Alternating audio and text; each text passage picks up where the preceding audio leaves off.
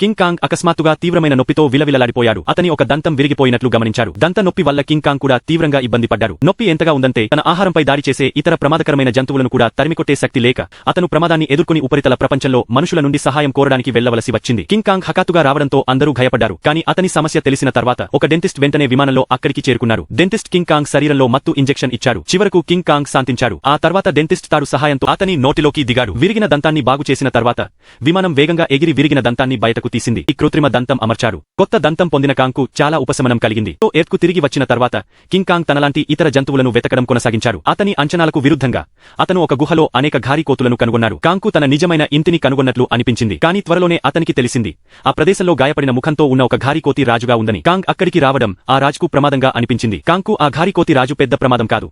కానీ అతను షిమోను తన సహాయం కోసం పిలవగలడు. షిమో యొక్క మంచు శ్వాస కింగ్ కాంగ్ యొక్క కుడి చేతిని పూర్తిగా గడ్డకట్టించింది.